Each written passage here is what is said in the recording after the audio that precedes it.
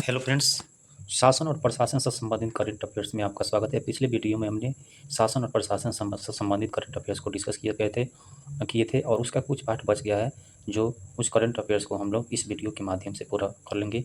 ये हम दृष्टि वार्षिकांक करंट अफेयर्स को डिस्कस कर रहे हैं, जो बिहार से संबंधित है।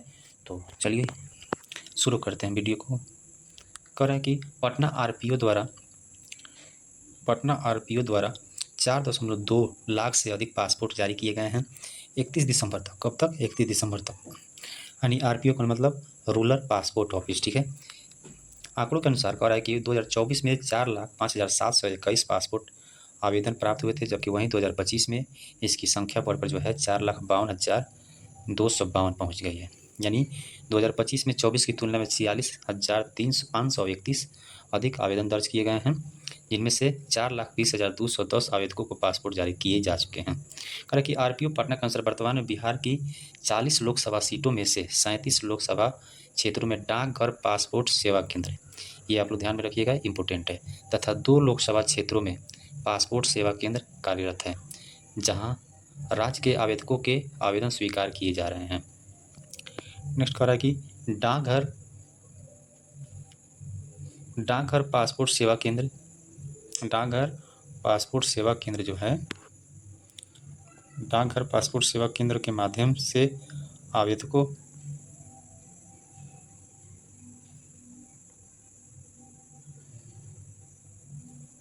डाकघर पासपोर्ट सेवा केंद्र के माध्यम से आवेदनों में हो रही लगातार वृद्धि को ध्यान में रखते हुए अपॉइंटमेंट स्लॉट भी समय समय पर बढ़ाए जा रहे हैं। आरपीओ ने यह भी स्पष्ट किया है कि अब डाकघर पासपोर्ट सेवा केंद्र पर पासपोर्ट के साथ साथ पुलिस क्लियरेंस सर्टिफिकेट यानी पीसीसी के आवेदन भी स्वीकार किए जा रहे हैं, जो पहले केवल पासपोर्ट सेवा केंद्र पर ही लिए जाते थे। इसके अलावा दरभंगा स्थित पासपोर्ट सेवा केंद्र पर भी तत्काल पासपोर्ट सेवा शुरू कर दी गई है। इससे अब पटना और दरभंगा दोनों स्थानों पर तत्काल सेवा उपलब्ध हो जाएगी, यानी हो गया। नेक्स्ट करंट अफेयर्स हम लोग देखते हैं। कह रहा है कि बिहार में 100 फास्ट ट्रैक कोर्ट स्थापित किए जाएंगे। ये जो है मुख्यमंत्री सम्राट चौधरी ने बिहार में न्यायिक व्यवस्था को किस लिए स्थापित किया जा रहा है? न्यायिक व्यवस्था को सुदृढ़ करने के लिए और न्याय वितरण की गति को बढ़ाने के उद्देश्य से पूरे बिहार भर में 100 फास्ट ट्रैक कोर्ट स्थापित किया जाएगा। इसमें मुख्य बिंदु देखा जाए तो इसका लक्ष्य क्या है? तो लंबित मामलों को तेजी से निपटाना, मौजूदा कार्यालयों पर जो न्यायालय है उस पर दबाव कम करना और संवेदनशील व उच्च प्राथमिक वाले मामलों का समय पर क्या हो, निपटान सुनिश्चित हो सके। लंबित मामले की बात किया जाए तो वर्तमान में विभिन्न न्यायालयों में 1.8 मिलियन से अधिक मामले लंबित है। एफटीसी यानी फास्ट ट्रैक कोर्ट की स्थापना से अत्यधिक दबाव वाली न्यायिक संरचना को राहत मिलने की संभावना है। प्रमुख आवंटन देखा जाए तो बिहार के प्रमुख शहरों में सघन स्थापना की जाएगी, जिसमें पटना में 8 एफटीसी और गया जी, मुजफ्फरपुर, दरभंगा एवं भागलपुर में 4-4 एफटीसी शामिल है, ताकि अधिक मामलों को संभाला जा सके। जिला वितरण देखा जाए तो नालंदा, रोहतास, सारण, बेगूसराय, वैशाली, पूर्वी चंपारण, समस्तीपुर और मधुबनी जैसे कई जिलों में न्यायिक पहुंच को संतुलित करने के लिए प्रत्येक को 3-3 फास्ट ट्रैक कोर्ट दिए जाएंगे।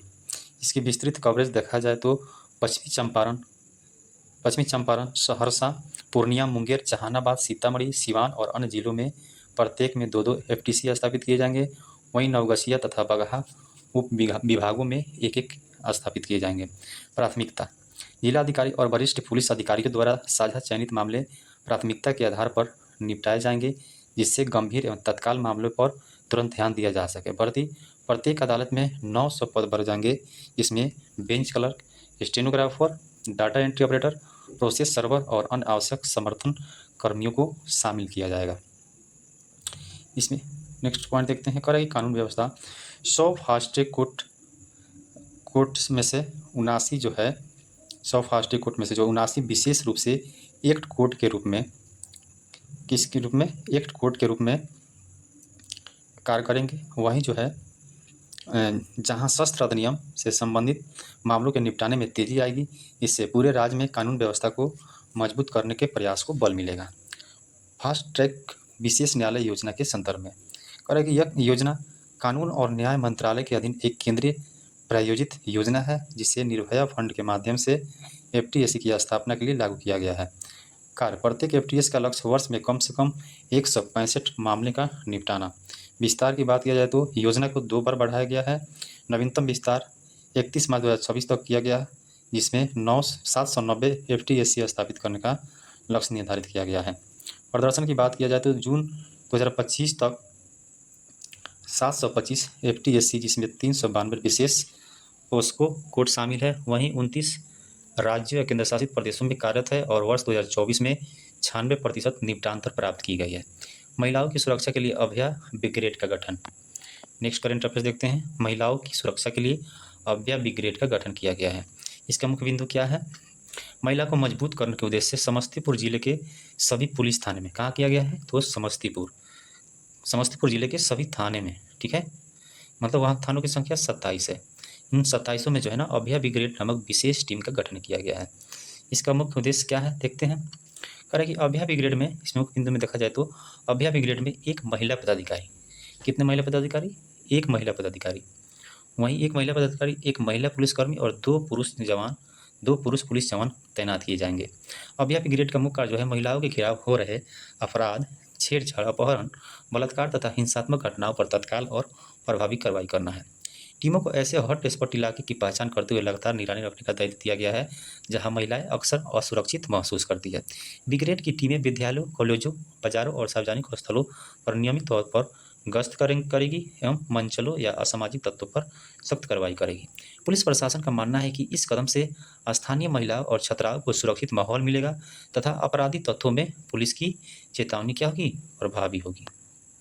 सीसीटीएन पोर्टल। बिहार के उप मुख्यमंत्री एवं गृह मंत्री सम्राट चौधरी ने 6 दिसंबर 2025 को crime and criminal tracking network and system यानी सीसीटीएन पोर्टल का शुभारंभ किया है, ठीक है, शुभारंभ किया है। और इसका उद्देश्य देखा जाए तो क्या है? इसका उद्देश्य जो है, इस पोर्टल का लक्ष्य नागरिकों को ऑनलाइन पुलिस सेवाएं उपलब्ध कराना ताकि उन्हें पुलिस थाने तक बार बार नहीं जाना पड़े। सेवाएं पोर्टल के जरिए जो है ऑनलाइन शिकायत दर्ज, एफआईआर पंजीकरण, पुलिस सत्यापन, खोई पाई सूचना और अन्य सेवाओं का घर बैठे लाभ उठा सकेंगे। लाभ: इससे जनता का समय, ऊर्जा और धन की बचत होगी एवं पुलिस तथा जनता के बीच बेहतर तालमेल स्थापित होगा। पारदर्शिता: पोर्टल के डिजाइन में शिकायतकर्ता अपने आवेदन का रियल टाइम स्टेटस भी देख सकता है। प्रभाव: यह पहल पुलिसिंग को डिजिटल, सुलभ और पारदर्शी बनाने की दिशा में एक महत्वपूर्ण कदम मानी जा रही है।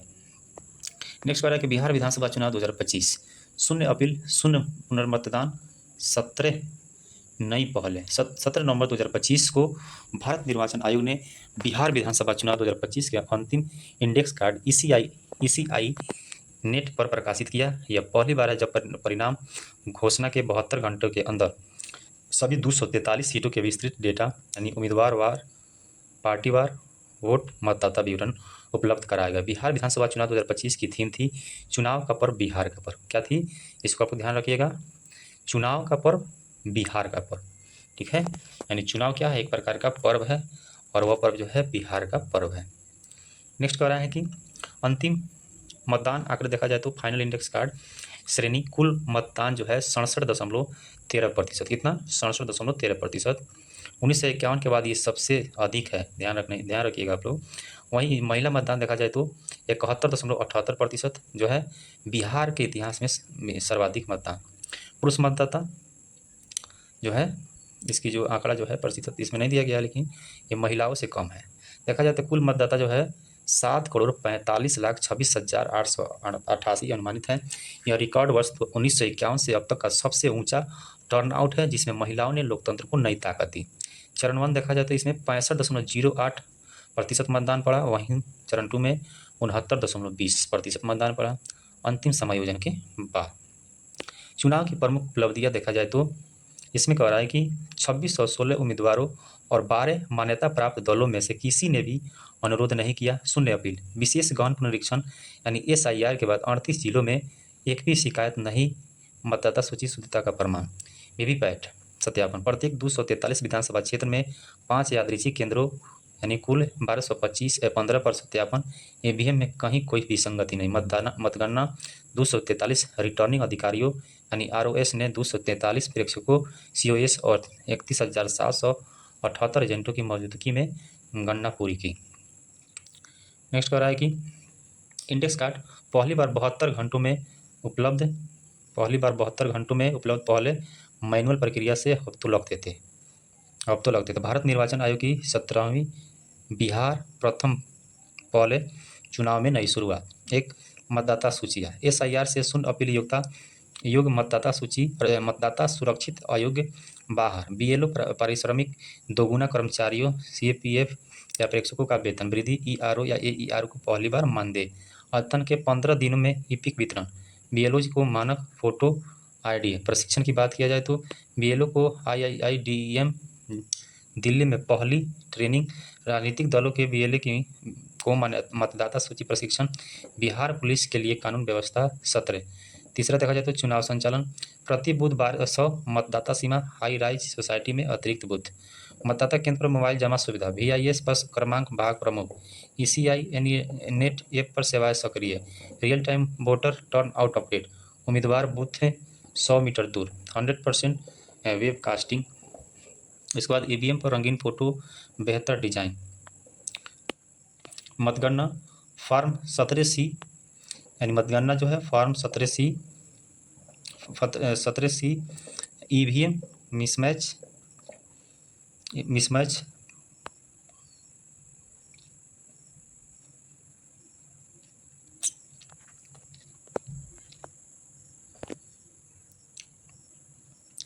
फॉर्म 17C EVM मिसमैच पर अनिवार्य। VVPATA 17 डाक मतपत्रों के बाद ही अंतिम से पहले राउंड की EVM गणना। बिहार विधानसभा चुनाव 2025 परिणाम की बात की जाए तो कह रहा है कि भारत निर्वाचन आयोग के अनुसार बिहार विधानसभा चुनाव वर्ष 2025 की 243 सीटों पर 6 से 11 नवंबर 2025 के बीच मतदान संपन्न हुआ और इसके परिणाम 14 नवंबर 2025 को घोषित किए गए। अब किए गए 14 नवंबर 2025 को। इसमें दलवार देखा जाए तो किस पार्टी को कितना सीटें मिले। जैसे भारतीय जनता पार्टी को 89 सीटों पर जीत हुई, वहीं JDU को 85, राष्ट्रीय जनता दल 25, लोकसभा जनशक्ति पार्टी रामविलास यानी LJP 19, वहीं इंडियन नेशनल कांग्रेस इसको जो है 6 सीटें मिली। ठीक है। फिर कह रहा है कि AIMIM इनको जो है 5 सीटें मिली, वहीं हिंदुस्तान आवाम मोर्चा यानी इसको 5, राष्ट्रीय लोक मोर्चा इसको 4, CPI यानी लिबरेशन इसको 2, इंडियन एक्सक्लूसिव पार्टी इसको 1, CPIM और बहुजन समाज पार्टी यानी BSP इसको भी 1, कुल मिलाकर 243। NDA कुल 89 यानी BJP को 89 प्लस JDU को 85 plus 19, LJP plus 5, HAM plus 4, RLM 202 सीटें बहुमत के लिए 122 आवश्यकता थी। महागठबंधन कुल 25 यानी RJD प्लस 6, INC प्लस वाम क्षेत्रीय 25 सीटें। अन्य 6 सीटें AIMIM सहित स्वतंत्र छोटे दल। सबसे कम अंतर से जीत देखा जाए तो संदेश विधानसभा में JDU ने मात्र 27 वोटों से जीत दर्ज की, जबकि रामगढ़ विधानसभा में BSP ने 30 वोटों और आगियान में BJP ने 95 वोटों के अंतर से जीत दर्ज की। सबसे अधिक अंतर से जीत देखा जाए तो सबसे बड़ी जीत रुपौली विधानसभा में हुई, जहां JDU ने 73,572 वोटों से जीत हासिल की। इसके बाद दीघा विधानसभा में BJP के 59,079 वोटों, सुगौली विधानसभा में लोजपा 58,191 वोटों से बड़ी जीत दर्ज की। सबसे कम उम्र की विजेता देखा जाए तो इस चुनाव में सबसे कम उम्र की विजेता जो है विजेता मैथिली ठाकुर है। इन्होंने 25 वर्ष की उम्र में अलीगढ़ विधानसभा सीट से जीत हासिल की है। किस विधानसभा से? तो अलीगढ़। शीर्ष दलवार वोट प्रतिशत देखा जाए तो RJD को जो है 23%, BJP को 20.08%, यानी RJD 23.09%, वहीं BJP 20.08%, JDU 19.25%, अन्य देखा जाए तो 14%, INC देखा जाए तो 8.71, LJP देखा जाए तो 4.97, CPI लिबरेशन देखा जाए तो 2.84, AIMIM देखा जाए तो 1.85, वहीं BSP देखा जाए तो 1.62। फिर उसके बाद देखा जाए तो NOTA यानी 1.81। फिर देखा जाए तो आगे बिहार विधानसभा 2025 अब तक का सर्वाधिक मतदान 66.91% वोटर टर्न आउट दर्ज। 11 नवंबर 2025 को भारत निर्वाचन आयोग द्वारा जारी प्रेस नोट के अनुसार बिहार विधानसभा चुनाव 2025 में कुल 66.91% मतदान दर्ज किया गया, जो वर्ष 1991-52 में बिहार के पहले विधानसभा चुनाव के बाद से अब तक का सर्वाधिक मतदान प्रतिशत है। सबसे बड़ी खास बात यह रही है कि इस बार महिला मतदाताओं का टर्न आउट पुरुषों से कहीं ज़्यादा रहा है। महिलाओं ने 71.6% मतदान किया, जबकि पुरुष मतदाताओं की संख्या देखा जाए तो प्रतिशत में 62.8% रहा। यह बिहार के चुनावी इतिहास में महिला मतदान का सबसे ऊंचा आंकड़ा है। बिहार विधानसभा 2025 की मुख्य विशेषता क्या रही, तो कुल देखा जाए तो मतदान के 90,740 दोनों चरणों में यानी 80% वेबकास्टिंग तैनात कर्मी देखा जाए तो 8.5 लाख से अधिक जीविका दीदियाँ यानी स्वयंसेवक देखा जाए तो 1.80 लाख, वहीं उम्मीदवार 2616, मतदान एजेंट 1.40 लाख से अधिक। बिहार विधानसभा चुनाव 2025 चरणवार मतदान प्रतिशत यानी अंतिम आंकड़े देखें तो इसमें क्या कह रहा है कि चरण यानी प्रथम चरण इसमें जो है महिला मतदाता 1,76,77,219 यानी 69.04%। वहीं पुरुष 1,98,35,325 प्रतिशत में देखा जाए तो 61.56। कुल मतदाता देखा जाए तो 3,75,13,302 और कुल मतदाता देखा जाए तो 65.08%। चरण 2 में वहीं देखा जाए तो 1,74,68,572 महिला, जबकि ये 74.03%। वहीं पुरुष 1,95,44,041 में 64.10 कुल हो जाएगा 3,70,13,556 यानी 68.76। कुल देखा जाए तो 3,51,45,791 महिला, प्रतिशत में 71.60। पुरुष देखा जाए तो 3,93,79,366, प्रतिशत देखा जाए तो 62.80 यानी कुल मतदाता पुरुष और महिला को लेकर 7,45,26,858 और प्रतिशत में देखा जाए तो 66.91। नेक्स्ट बार है कि बिहार विधानसभा चुनाव शीर्ष तलवार वोटिंग देखा जाए तो ये हम लोग देख लिए हैं। इसमें कह रहा है कि बिहार विधानसभा चुनाव वर्ष 1951 से 2025 तक मतदान प्रतिशत की तुलना किया जाए तो देखिए 1951-52 में जो है कुल जो है 42.60, वहीं 57 में 43.24%, वहीं 62 में महिला ने 32.47% वोट किया था, वहीं पुरुष ने 54.94% यानी कुल देखा जाए 44.47%। 1967 में महिला 41.09, पुरुष जो है 60.82 और कुल प्रतिशत में देखा जाए तो 51.51। 69 में देखा जाए तो 1969 में 41.43 महिला, 62.86 पुरुष यानी कुल मतदाता 52.79। 1972 में 41.30 महिला, वहीं 63.06% पुरुष, कुल देखा जाए तो 52.79। फिर इस तरह से आप लोग लास्ट के 2-3 याद रख सकते हैं। जैसे 2000 में देखा जाए तो 53.28 महिला, 70.71 पुरुष यानी कुल 62.57 फरवरी। वहीं 2005 फरवरी में देखा जाए तो 42.52 महिला, 49.95 पुरुष यानी कुल देखा जाए तो 46.50। वहीं 2005 अक्टूबर में देखा जाए तो 44.49 महिला, 47.02% पुरुष और कुल देखा जाए तो 45.85। वहीं 2010 में देखा जाए तो 54.49 जो है महिला, 51.12 पुरुष, कुल 52.79। 15 में 60.48 महिला, पुरुष जो है 53.32 कुल 56.91। 2020 में 59.69 महिला, 54.45 पुरुष, कुल 57.29%। 2025 में देखा जाए तो 71.60% महिला और 62.80% पुरुष, कुल देखा जाए तो 66.51। ये भारत निर्वाचन आयोग की वेबसाइट से स्रोत लिया गया है। नेक्स्ट देखा जाए तो बिहार चुनाव 2025 AI के दुरुपयोग पर चुनाव आयोग की सख्त चेतावनी। कह रहा है कि 24 अक्टूबर 2025 को चुनाव आयोग द्वारा जारी अपनी एडवाइजरी में AI जनित भ्रामक कंटेंट को गहरा खतरा बताया और कहा कि यह सच का रूप धारण कर लोकतंत्र को कमजोर कर सकता है।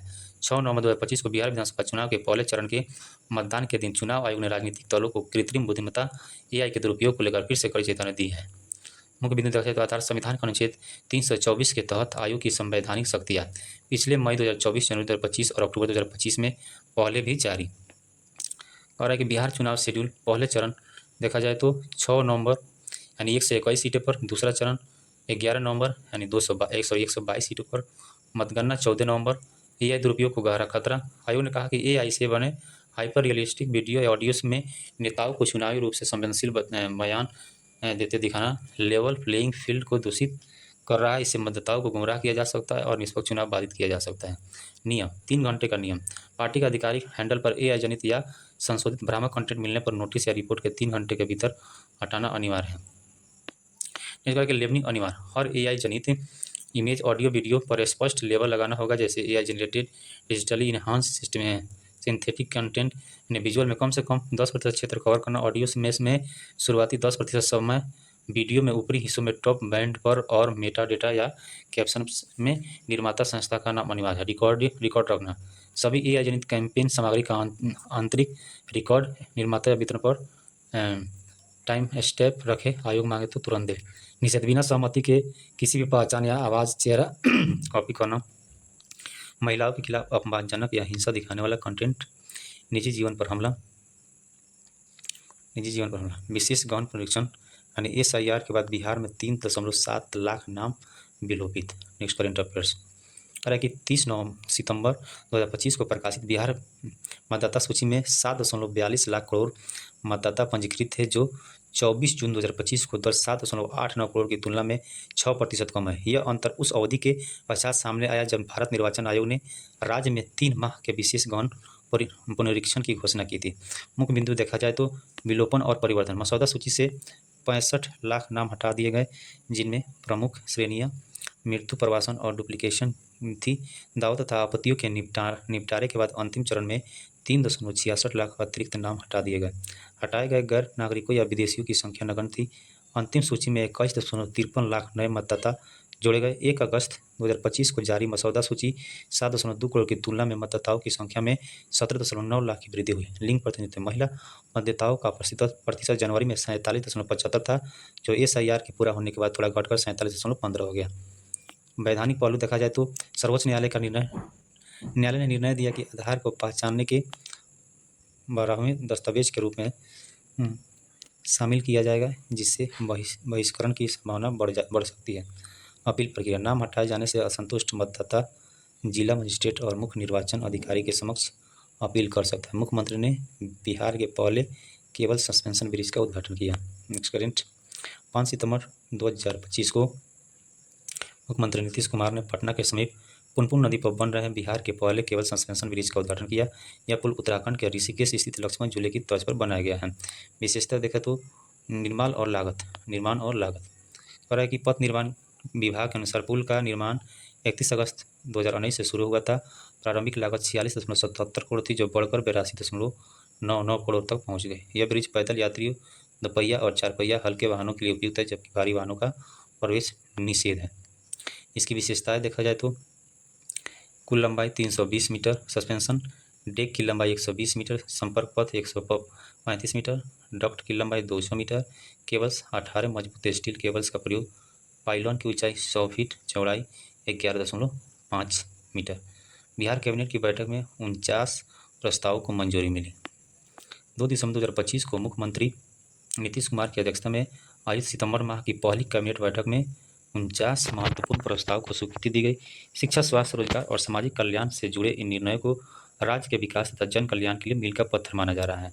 बैठक के प्रमुख निर्णय, SC/ST आवासीय विद्यालय में 1800 नए पद सृजन किए गए हैं, लेकिन 9 स्वीकृत 40 आवासीय विद्यालय यानी 10+2 स्तर में प्रधानाध्यापक, शिक्षक व गैर शैक्षणिक पदों सहित 1800 पद सृजित किए गए हैं।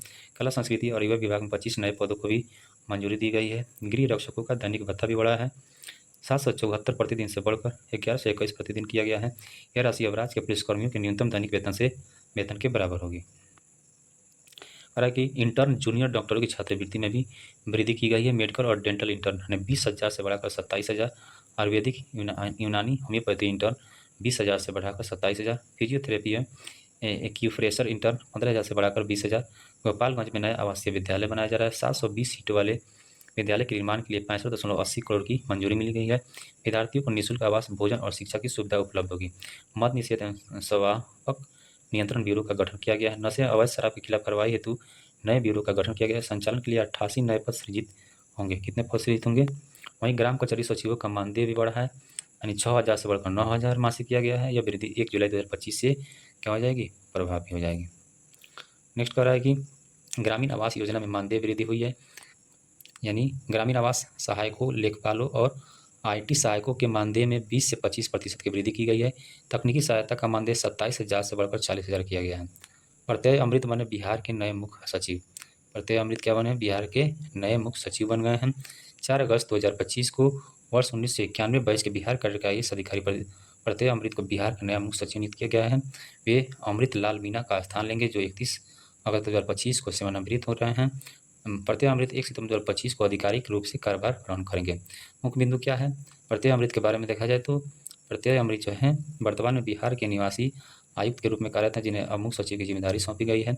इसके अतिरिक्त वे स्वास्थ्य और आपदा प्रबंधन विभाग के अपर मुख्य सचिव का अतिरिक्त प्रभार भी संभाल रहे हैं। वर्ष 2011 में लोक सेवा में उनके उल्लेखनीय योगदान के लिए उन्हें प्रधानमंत्री उत्कृष्ट पुरस्कार से भी सम्मानित किया गया है। नेक्स्ट करेक्ट देखते हैं। कह रहा है कि बिहार राज्य सफाई कर्मचारी आयोग के गठन की घोषणा 27 जुलाई को जो है नीतीश कुमार के द्वारा इसकी गठन की घोषणा की गई है। यह आयोग जो है ना सफाई कर्मचारियों के कल्याण, अधिकारों की सुरक्षा और सामाजिक आर्थिक उत्थान को सुनिश्चित करने के लिए स्थापित किया गया है। इसमें मुख्य बिंदु देखा जाए तो आयोग की संरचना देखा जाए तो इसमें एक अध्यक्ष होंगे और एक उपाध्यक्ष होंगे और 5 सदस्य होंगे, जिनमें कम से कम एक महिला या ट्रांसजेंडर को शामिल करना अनिवार्य होगा। उद्देश्य देखा जाए तो समावेशी प्रतिनिधित्व के माध्यम से समाज के हाशिए पर पड़े वर्गों, विशेष रूप से सफाई कर्मचारियों की समस्याओं का समाधान किया जाएगा। प्रभाव देखा जाए तो यह संरचना लैंगिक और सामाजिक समावेश को बढ़ावा देगी, जिससे सभी वर्गों की आवाज़ सुनी जाएगी। प्रमुख कार्य देखा जाए तो नीतिगत सुझाव, सफाई कर्मचारियों के अधिकारों और कल्याण के लिए सरकार को सलाह देना, योजनाओं की निगरानी, कल्याणकारी योजनाओं की समीक्षा और प्रभावी कार्यान्वयन सुनिश्चित किए जाएंगे। नेक्स्ट देखा जाए तो सामाजिक आर्थिक उत्थान, सफाई कर्मचारियों को समाज की मुख्य धारा से जोड़ना, उनमें सामाजिक सम्मान और आर्थिक स्थिति को बेहतर करना। शिकायत निवारण देखा जाए तो ये शिकायत निवारण का त्वरित समाधान और पुनर्वास में सहायता। आयोग का अधिकार क्षेत्र कवरेज, बिहार में कार्यरत लगभग 4 लाख से अधिक सफाई कर्मचारी इस आयोग के दायरे में आएंगे। संरचना देखा जाए तो बिहार में 19 नगर निगम, 8,000 प्लस पंचायतें और 260 प्लस शहरी स्थानीय निकाय, जहाँ सफाई कर्मचारी स्वच्छता अभियान में सक्रिय है। प्रभाव, यह आयोग स्थानीय निकायों और पंचायतों में कार्यरत कर्मचारियों के लिए नीतिगत सुधार तथा कल्याणकारी योजनाओं को लागू करने में महत्वपूर्ण भूमिका निभाएगा। नेक्स्ट सवाल देखते हैं। सोन नदी जल बंटवारे पर ऐतिहासिक सहमति बनी है। इंद्रपुरी जलाशय परियोजना को भी हरी झंडी मिली है। 10 जुलाई को रांची में केंद्रीय गृह मंत्री अमित शाह की अध्यक्षता में आयोजित 27वीं पूर्वी क्षेत्रीय परिषद की बैठक में बिहार, झारखंड और पश्चिम बंगाल के बीच सोन नदी के जल बंटवारे पर ऐतिहासिक सहमति बनी है। बिहार और झारखंड के बीच सोन नदी के जल बंटवारे को लेकर 52 साल से चल रहा विवाद आखिरकार खत्म हो गया। इस सहमति के तहत बिहार को 5.75 मिलियन एकड़ फीट यानी एमएफ और झारखंड को 2.00 एमएफ जल आवंटित किया गया है। यह निर्णय 1978 के वान सागर समझौतों को आधार मानता है, जिसमें अविभाजित बिहार को 7.75 एमएफ जल आवंटित था। नेक्स्ट है कि झारखंड के गठन के यानी झारखंड का गठन जो है 2000 के बाद से जल बंटवारे का विवाद चल रहा था, जिसके कारण इंद्रपुरी जलाशय परियोजना अटकी हुई थी।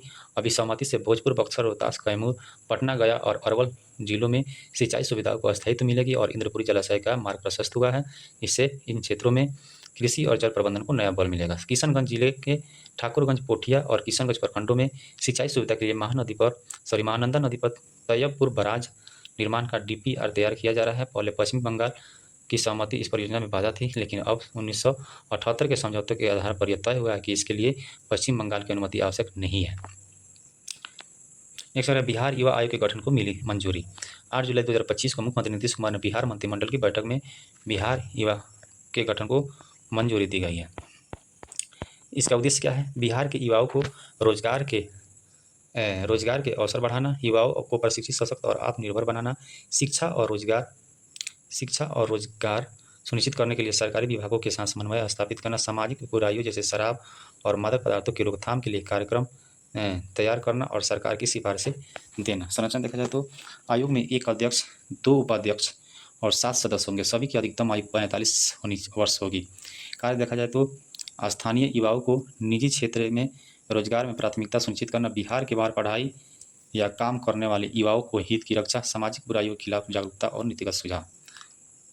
मंत्रिमंडल बैठक के अन्य प्रमुख बिंदु देखा जाए तो दिव्यांगजनों के लिए प्रोत्साहन, पीपीएससी और यूपीएससी की मुख्य परीक्षा और साक्षात्कार की तैयारी के लिए 50,000 और 1 लाख की वित्तीय सहायता, कृषि और बुनियादी ढांचा, अनियमित मानसून के लिए किसानों को 100 करोड़ का डीजल अनुदान, सड़क चौड़ीकरण के लिए मोतिहारी 3170.52 लाख, आरा 3353.24 लाख और नवादा 5970.23 लाख की मंजूरी। बिहार शहरी गैस वितरण नीति 2025 और नवीन एवं नवीकरणीय ऊर्जा नीति 2025 की मंजूरी। बिहार नेक्स्ट सवाल देखते हैं। और है कि बिहार राज्य नागरिक परिषद का गठन। जून 2025 में बिहार सरकार ने सामाजिक समरसता और आपदा प्रबंधन में जन सहयोग बढ़ाने के उद्देश्य से राज्य नागरिक परिषद का गठन किया है। इसका उद्देश्य सामाजिक एकता, आपदा प्रबंधन और बिहार की प्रगति में योगदान देना है। इसकी संरचना और पदनाम देखा जाए तो अध्यक्ष इसके मुख्यमंत्री नीतीश कुमार, उपाध्यक्ष मंजीत कुमार सिंह गोपालगंज से, माधव आनंद मधुबनी से, महासचिव वीरेंद्र कुमार नालंदा, वहीं सूर्यदेव मंडल कटिहार, उसके बाद नरसिंह प्रसाद पटना, नसीबाबाद, अरुण कुमार पटना, पटना शास्त्री नगर।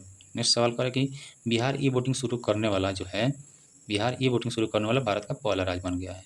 कौन राज्य बना है? पहला बना है। सीटेक द्वारा विकसित मोबाइल एप्लीकेशन ई वोटिंग यानी ई वोटिंग SECBHR और बिहार राज्य निर्वाचन आयोग द्वारा विकसित एक अन्य ऐप के माध्यम से इससे डिजिटल वोटिंग पद्धति को लागू करेगा। प्रमुख बिंदु देखा जाए तो ई वोटिंग प्रणाली, इलेक्ट्रॉनिक वोटिंग प्रणाली में मतदान केंद्रों पर ई वोटिंग मशीनों या कियोस्क का उपयोग शामिल हो सकता है जो तुरंत वोट कास्ट करते हैं और इंटरनेट कनेक्टिविटी के बिना रसीद प्रदान करते हैं।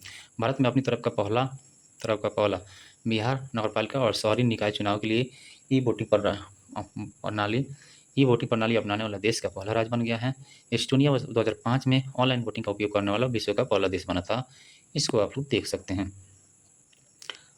तकनीकी सेवाएं की बात किया जाए तो यह प्रणाली ब्लॉकचेन सुरक्षा और लाइसेंस डिटेक्शन तथा फेस मैचिंग जैसे बायोमेट्रिक प्रमाणीकरण के माध्यम से छेड़छाड़ रहित मतदान सुनिश्चित करती है। बिहार के SEC में मतदाता सत्यापन के लिए फेस रिकॉग्निशन सिस्टम, मतदाता और परिणामों के लिए OCR तथा इलेक्ट्रॉनिक वोटिंग मशीन के स्ट्रॉन्ग रूम के लिए डिजिटल लॉक जैसे डिजिटल नवाचार भी शुरू किए हैं।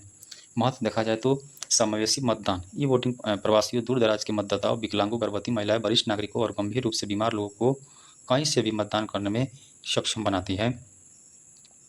फिर मतदाता में वृद्धि, यह पहल मतदान को अधिक सुलभ और सुविधाजनक बनाकर मतदाता भागीदारी को बढ़ाएगा। नेक्स्ट सवाल कह रहा है कि बिहार बाल श्रमिक आयोग का गठन, अशोक कुमार बने इसके अध्यक्ष। जून 2025 में श्रम संसाधन विभाग द्वारा जारी अधिसूचना के अनुसार बिहार राज्य बाल श्रमिक आयोग अधिनियम की धारा 4A के तहत प्रदत्त शक्तियों का उपयोग करते हुए राज्यपाल के आदेश पर बिहार बाल श्रमिक आयोग का गठन किया गया है। इस नवगठित आयोग में पूर्णिया निवासी अशोक कुमार को अध्यक्ष नियुक्त किया गया है। वहीं अरवल के अरविंद कुमार सिंह को उपाध्यक्ष की जिम्मेदारी सौंपी गई है। करा है इसके अतिरिक्त आयोग में 6 विधायी सदस्यों को भी बतौर सदस्य शामिल किया गया है। श्रेयसी सिंह जो कि जमुई के हैं, इन्हें जो है विधायक, ये जमुई के विधायक है। इसके अलावा जो है विजय सिंह विधायक जो बरारी के हैं। उसके बाद रामविलास कामत, ये जो है विधायक है पिपरा का। वहीं अनिल कुमार सदस्य बिहार विधान परिषद के। रविंद्र प्रसाद सदस्य बिहार विधान परिषद के। इस आयोग का गठन बाल श्रम की रोकथाम में उससे जुड़े सामाजिक आर्थिक मुद्दों के समाधान के लिए नीतिगत सलाह और अनुशंसा देने हेतु किया गया है। नेक्स्ट सवाल करें कि बिहार राज्य महिला आयोग की नई अध्यक्ष बनी अप्सरा मिश्रा। कौन बनी? तो अप्सरा मिश्रा बनी। जून 2025 में बिहार के समाज कल्याण विभाग द्वारा जारी अधिसूचना के अनुसार बिहार राज्य महिला आयोग के अध्यक्ष और सदस्यों की नियुक्ति की गई है। इस अधिसूचना के तहत समस्तीपुर निवासी अप्सरा मिश्रा को आयोग के अध्यक्ष नियुक्त किया गया है। साथ ही आयोग में विभिन्न जिलों से निम्नलिखित 6 महिलाओं को सदस्य के रूप में मनोनीत किया गया है। शीला टुड्डू निवासी बांका, रजिया कामिल अंसारी निवासी रोहतास, पिंकी कुमारी निवासी लखीसराय, सजल झा निवासी पटना, श्यामा सिंह निवासी गया, वहीं रश्मि रेखा सिन्हा निवासी पटना।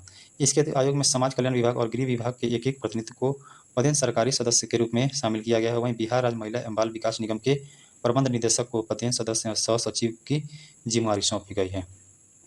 इस आयोग का कार्य राज्य में महिलाओं की सुरक्षा, अधिकारों की रक्षा और कल्याण के लिए सुझाव देना तथा विभिन्न महिला संबंधित मामलों में हस्तक्षेप करना।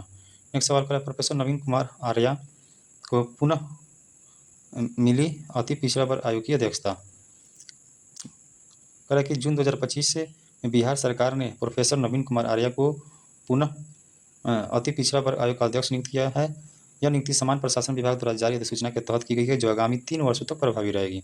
इस आयोग में मधुबनी के केदारनाथ भंडारी तथा गया के अमित कुमार को सदस्य के रूप में नामित किया गया है। प्रोफेसर नवीन कुमार आर्या पूर्व में पटना विश्वविद्यालय के प्राचीन भारतीय इतिहास एवं पुरातत्व विभाग में प्रोफेसर रह चुके हैं। बिहार अति पिछड़ा वर्ग आयोग की स्थापना 2006 में की गई थी। इसका उद्देश्य राज्य में अति पिछड़े वर्गों यानी EBC की सामाजिक, आर्थिक और शैक्षिक स्थिति का अध्ययन कर उनकी समग्र उन्नति के लिए नीतिगत सुझाव देना है।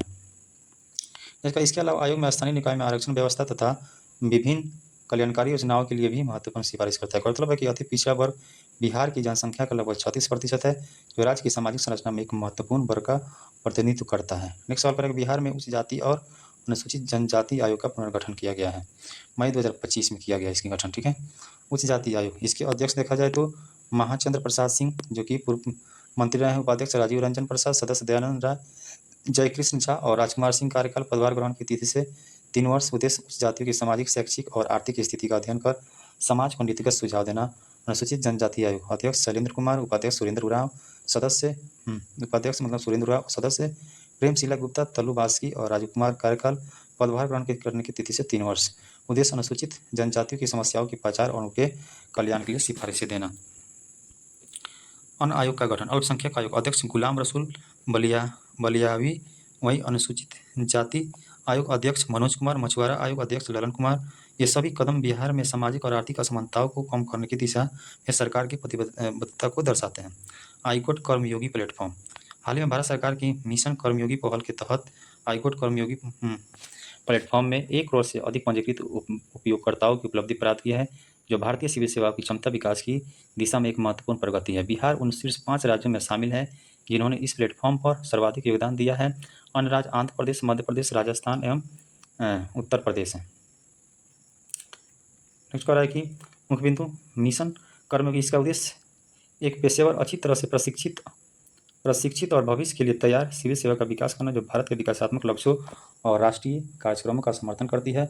यह मिशन नियम आधारित से भूमिका आधारित प्रशिक्षण की ओर बदलाव पर जोर देता है तथा युक्त संचालित दृष्टिकोण को अपनाता है, जो दृष्टिकोण, कौशल एवं ज्ञान में संतुलन स्थापित करता है। यह 70-20-10 शिक्षण मॉडल का अनुसरण करता है। 70% अनुभवात्मक शिक्षण, 20% साथियों के माध्यम से शिक्षण और 10% औपचारिक प्रशिक्षण, जबकि शिक्षण परिणामों को कैरियर की प्रगति के साथ जोड़ता है तथा वस्तुनिष्ठ प्रदर्शन मूल्यांकन सुनिश्चित करता है। हाईकोर्ट कर्मयोगी डिजिटल लर्निंग प्लेटफॉर्म, यह डिजिटल सार्वजनिक अवसंरचना है जो सार्वजनिक क्षेत्र में निरंतर सीखने के लिए एक टिकाऊ, स्केलेबल और सुरक्षित डिजिटल पारिस्थितिकी तंत्र प्रदान करती है। यह भारत के राष्ट्रीय सिविल सेवा क्षमता निर्माण कार्यक्रम का एक प्रमुख घटक है। कर्मयोगी भारत द्वारा प्रबंधित यह एक प्लेटफॉर्म 16 भाषाओं में 2400 से अधिक पाठ्यक्रम उपलब्ध कराता है। सभी पाठ्यक्रम स्वदेशी कर्मयोगी योग्यता मॉडल के अनुरूप तैयार किए गए हैं, जो भारतीय ज्ञान और मिशन कर्मयोगी के सिद्धांतों पर आधारित है। नेक्स्ट कह रहा है कि सिविल सेवकों के प्रशिक्षण के लिए संबंधित पहल, सिविल सेवकों के प्रशिक्षण के लिए संबंधित पहल जो है सिविल सेवा प्रशिक्षण संस्थानों के लिए राष्ट्रीय मानव इसे क्षमता निर्माण आयोग द्वारा विकसित किया गया है, यानी सीबीसी के द्वारा। इसका उद्देश्य केंद्रीय प्रशिक्षण संस्थानों के लिए उनकी वर्तमान क्षमता के आधार पर रूपरेखा तैयार करना, प्रशिक्षण वितरण की क्षमता को बढ़ाना और सिविल सेवकों के प्रशिक्षण के मानकों में सामंजस्य स्थापित करना है। सीबीसी कार्मिक प्रशिक्षण विभाग यानी DOPT के अधीन कार्य करता है। आरंभ, अखिल भारतीय सेवा ग्रुप ए, केंद्रीय सेवा और विदेश सेवा के सभी परीक्षार्थियों को एक समान फाउंडेशन कोर्स यानी CFC के लिए एक साथ लाने की पहल। इसका उद्देश्य सिविल सेवकों को परिवर्तन का नेतृत्व करने और विभागों तथा क्षेत्रों में निर्बाध रूप से काम करने में सक्षम बनाता है। तो शासन और प्रशासन से संबंधित करंट अफेयर्स को हम लोग इस वीडियो में डिस्कस कर लिए। मिलते हैं अगले पार्ट में, तब तक के लिए धन्यवाद।